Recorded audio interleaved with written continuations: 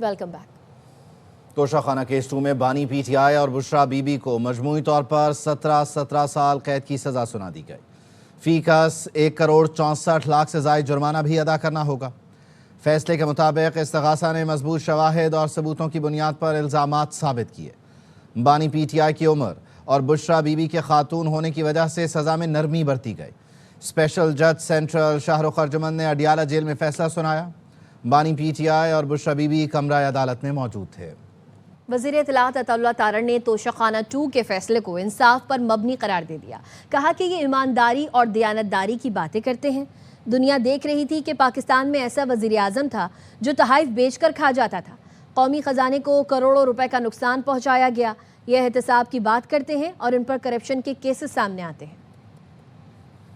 बुशरा बीबी और इमरान अहमद न्याजी साहब ने एक पूरा कारोबार बनाया हुआ था अपने घर में। तोशाखाना 1 के जो तहाइफ थे इनको अंडर वैल्यू करके और ये रिटेन कर लिए गए। उनको अंडर वैल्यू करना ये फ्रॉड का जुर्म है। सरकार को जो पैसे जाने थे इन तहाइफ को रिटेन करने के, वो इनकी असल वैल्यू से बहुत कम पैसे दिए गए। एक माइंड सेट था कि कुछ तहाइफ बेच दो, उससे मुनाफा कमा लो, पैसे अपने पास रख लो। करोड़ों रुपए का नुकसान हुआ नेशनल एक्सचेकर को।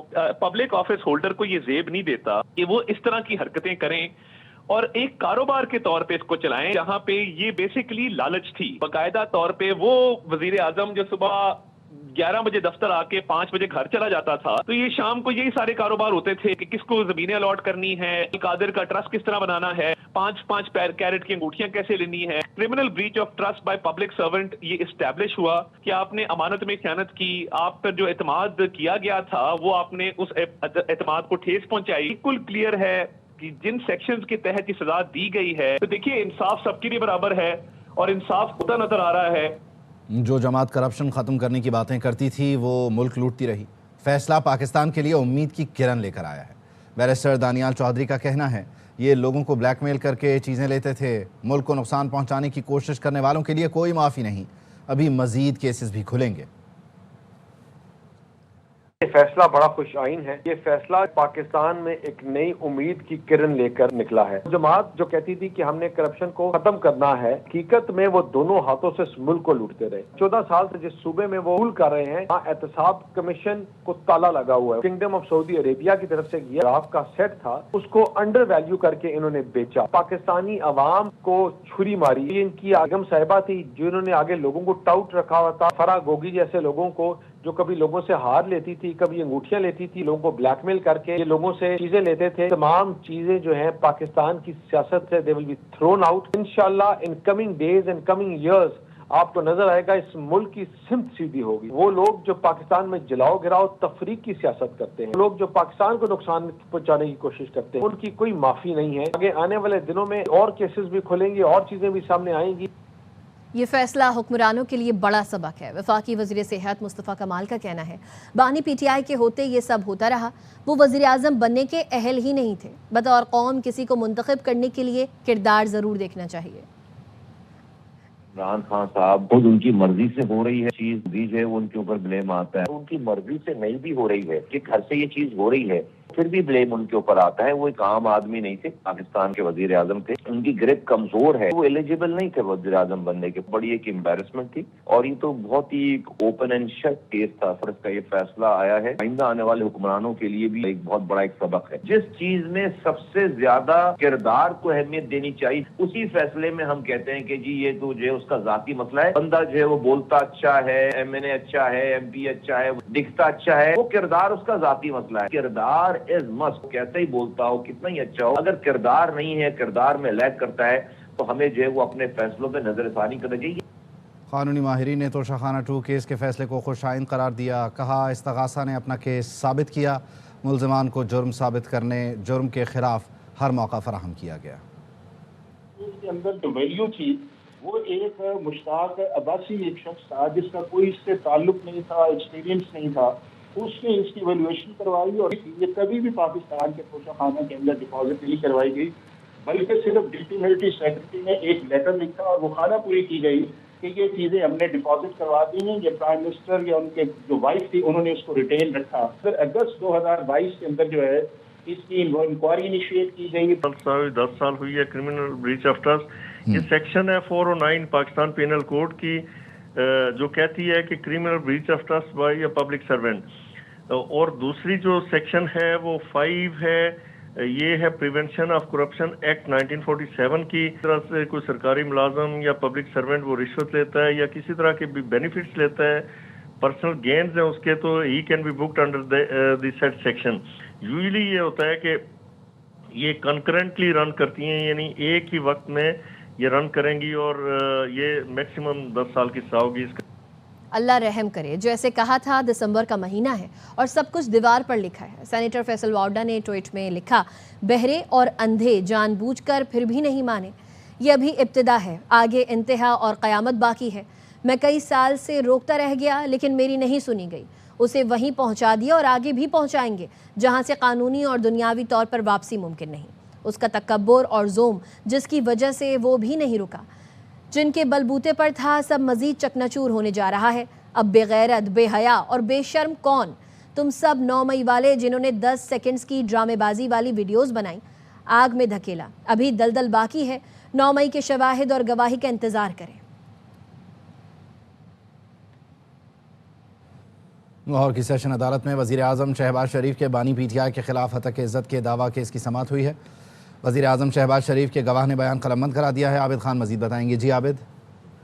جی بالکل جی، آج سیشن عدالت میں وزیر اعظم کے بانی پی ٹی آئی کے خلاف 10 ارب ہتک عزت کیس کی سماعت ہوئی، اور وزیر اعظم کے گواہ عدنان رضا نے اپنا بیان ریکارڈ کروایا، اور ان کے بیان پر بانی پی ٹی آئی کے وکیل محمد حسین چوٹیا نے اپنی جرح مکمل کی۔ گواہ نے آج عدالت کو یہ بتایا کہ میاں شہباز شریف جو ہے وہ ان کو مسلسل جو ہے وہ عوام کی خدمت کرتے ہوئے دیکھ رہے ہیں۔ 3 بار وہ وزیر اعلیٰ رہے، 2 بار منتخب وزیر اعظم رہے، اور 2017 میں بانی پی ٹی آئی نے وزیر اعظم پر بے بنیاد الزامات لگائے، اور یہ الزامات یہ تھے کہ 10 ارب کی پیشکش کی گئی تھی۔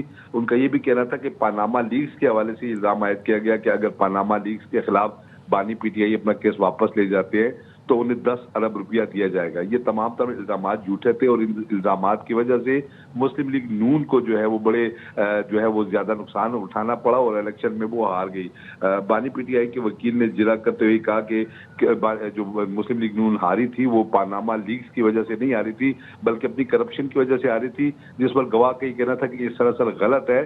یہ صرف بے بنیاد جو الزام تراشی اور جو پروپیگنڈا کیا تھا اس کی وجہ سے جو ہے وہ مسلم لیگ نون انتخابات میں اس نے کم ووٹ حاصل کیے۔ عدالت نے وکیل کی جرح مکمل ہونے کے بعد اور گواہ کے بیان کے مکمل ہونے کے بعد سماعت 24 جنوری تک ملتوی کر دی، اور مزید گواہان کو طلب کر لیا۔ میں بتاتا چلوں کہ اس کیس میں وفاقی وزیر اطلاعات عطا تارڑ اور اسپیکر پنجاب اسمبلی احمد حسین جو ہے وہ بھی اپنا بیان ریکارڈ کروا چکے ہیں۔ وزیر اعظم کے بیان بھی ریکارڈ ہو چکے اور اس پر جرح بھی مکمل ہو چکی ہے۔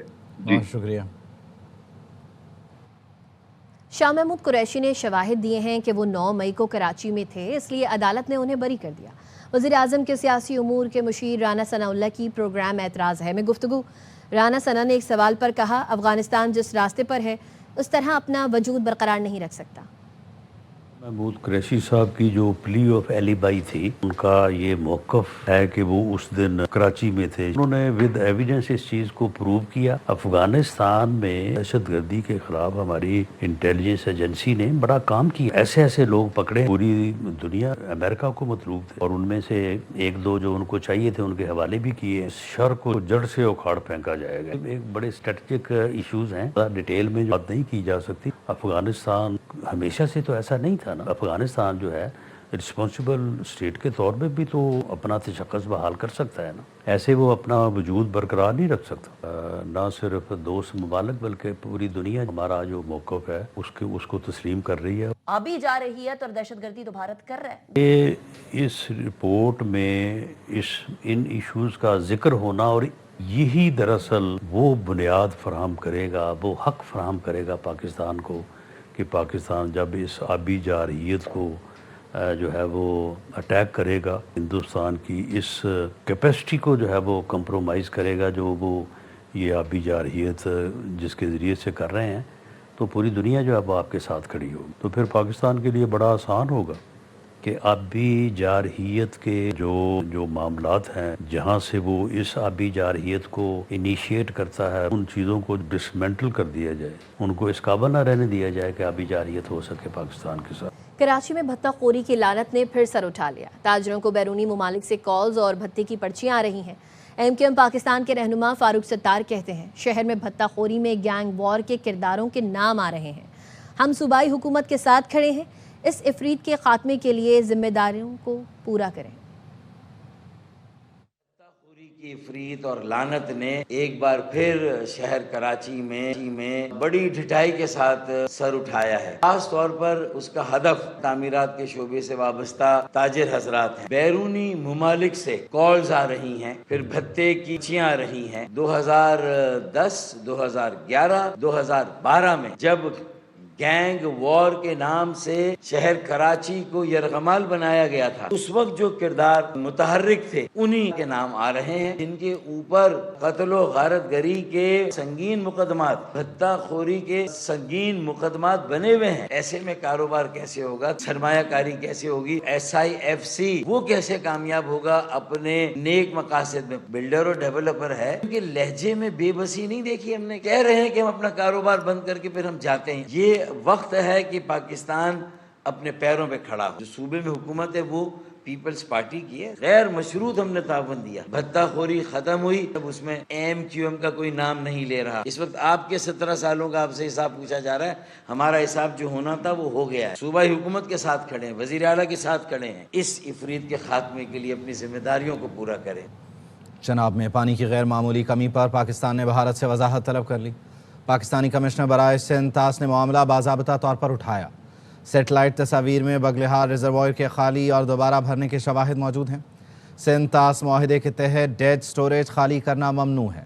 وزارت آبی وسائل کے مطابق محکمہ آبپاشی کی جانب سے چناب کی مسلسل نگرانی جاری ہے۔ 10 سے 16 دسمبر تک چناب میں تاریخی سطح سے کہیں کم بہاؤ ریکارڈ ہوا۔ چناب میں کم ترین بہاؤ 870 کیوسک تک گر گیا تھا۔ 17 دسمبر سے چناب کے بہاؤ میں نمایاں بہتری شروع ہوئی۔ بہاؤ میں غیر معمولی کمی کے بعد استحکام آ گیا۔ مرالہ کے مقام پر چناب میں بہاؤ دوبارہ معمول کے مطابق داخل ہو رہا ہے۔ امریکی وزیر خارجہ مارکو روبیو کا کہنا ہے پاکستان سمیت دیگر ممالک نے غزہ میں فوج بھیجنے سے متعلق کچھ سوال پوچھے ہیں، جس کے بعد فوجی دستے بھیجنے پر غور کی پیشکش کی ہے، جس پر امریکہ پاکستان کا شکر گزار ہے۔ یہ اچھی بات ہے، پاکستان کم از کم اس کا حصہ بننے پر غور کر رہا ہے۔ اگر پاکستان آمادہ ہو تو اہم کردار ادا کر سکتا ہے۔ کئی ممالک اسٹیبلائز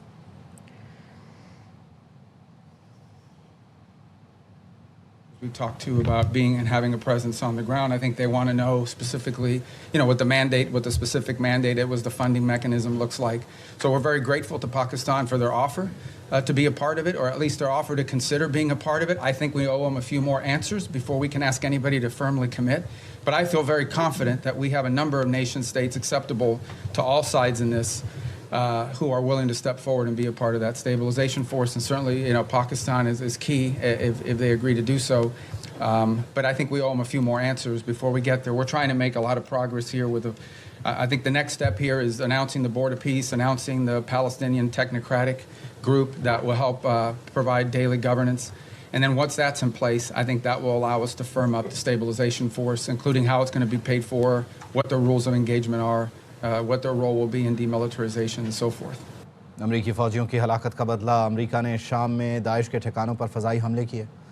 امریکی فوج کی سینٹرل کمانڈ نے کہا لڑاکا طیاروں، ہیلی کاپٹرز اور توپ خانے نے وسطی شام میں متعدد مقامات پر 70 سے زیادہ اہداف کو نشانہ بنایا۔ کارروائی میں اردن کے طیارے بھی شامل تھے۔ سینٹ کام کے مطابق آپریشن میں داعش کے بنیادی ڈھانچے اور ہتھیاروں کو نشانہ بنایا گیا۔ امریکی وزیر جنگ پیٹ ہیکسٹ نے کہا آپریشن جنگ کا آغاز نہیں بلکہ یہ انتقام کا اعلان ہے۔ آج ہم نے شکار کیا اور اپنے امریکی صدر ڈونلڈ ٹرمپ نے ٹروتھ سوشل پر شام میں داعش کے ٹھکانوں پر حملوں کا اعلان کیا۔ کہا شام میں داعش نے امریکی فوجیوں کو قتل کیا، داعش کے ٹھکانوں پر حملے کر رہے ہیں۔ ان حملوں کو شامی حکومت کی مکمل حمایت حاصل ہے۔ امریکہ پر حملہ کرنے والوں کو پہلے سے زیادہ سخت جواب ملے گا۔ مرنے والی امریکی فوجیوں کی باوقار انداز میں آخری رسومات ادا کی گئیں۔ پاکستان کا افغان طالبان رجیم کو ڈیمارش۔ افغان طالبان رجیم کے ڈیپٹی ہیڈ آف مشن کی دفتر خارجہ طلبی۔ ترجمان دفتر خارجہ نے بتایا افغانستان سے پاکستان کی سرزمین پر ہونے والے دہشت گرد حملے پر شدید احتجاج کیا گیا۔ پاکستان نے خارجی دہشت گردوں کے گل بہادر گروپ کی کارروائی کی شدید مذمت کی۔ افغان طالبان رجیم کی فتنہ خوارج کی مسلسل حمایت اور سہولت کاری پر پاکستان کو شدید تشویش ہے۔ فتنہ خوارج اور ٹی ٹی پی طالبان رجیم کی مدد سے پاک فوج اور آبادی کو نشانہ بنا رہے ہیں۔ دفتر خارجہ نے تنبیہ کی کہ افغانستان دہشت گردوں کے خلاف فوری اور قابل تصدیق کارروائی کرے۔ بنگلہ دیش کے انقلابی اسٹوڈنٹ لیڈر شریف عثمان ہادی کی میت ڈھاکہ پہنچا دی گئی۔ ان کی نماز جنازہ آج ادا کی جائے گی۔ شریف عثمان ہادی کی شہادت کے بعد سے بنگلہ دیش میں صورتحال کشیدہ ہے۔ کئی شہریوں میں احتجاج کیا جا رہا ہے۔ دارالحکومت ڈھاکہ میں سیکیورٹی کے سخت اقدامات کیے گئے ہیں۔ سکھ فار جسٹس کے رہنما گور پتونت سنگھ کا کہنا ہے کہ بھارت دنیا بھر میں دہشت گردی پھیلا رہا ہے۔ بنگلہ دیش میں عثمان ہادی کے قتل میں بھی مودی کی ایجنسیاں شامل ہیں۔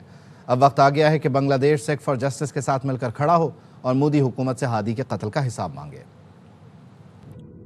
Osman Hadi, the son of Bangladesh, he was assassinated on 18 December by Indian RA agents. Now is the time, people of Bangladesh, you have to hold India's Narendra Modi government accountable for the assassination of Shahid Hadi.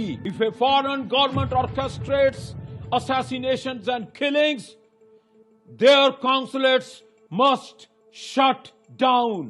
Narendra Modi's government is exporting transnational Hindutva terrorism across the world.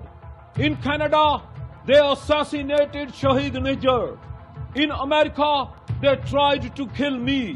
In UK, they are trying to assassinate Jathedar Paramjit Singh Pamma. People of Bangladesh, remember Shahid Hadi's word. 7 sister states must be independent. Now is the time. Join hands with Sikh community. عالمی bank Pakistan کو $70 کروڑ قرض دے گا۔ قرض کی منظوری Pakistan public resources for inclusive development programme کے تحت دی گئی ہے۔ منصوبہ میکرو اکنامک استحکام اور عوامی خدمات کی بہتری کے لیے ہے۔ پروگرام کے تحت مجموعی طور پر $1.35 کروڑ تک فائنینسنگ فراہم کی جائے گی۔ $600 ملین وفاق اور $100 ملین سندھ کے لیے منظور کیے ہیں۔ فنڈز کی فراہمی اصلاحاتی اہداف کے حصول سے مشروط ہوگی۔ منصوبہ ٹیکس نظام میں بہتری اور شفاف مالی نظم و نسق پر مرکوز ہے۔ Programme IMF extended fund facility سے ہم آہنگ ہے۔ سندھ میں صحت اور تعلیم کے لیے وسائل میں اضافہ متوقع ہے۔ اب تک کے لیے اتنا ہی۔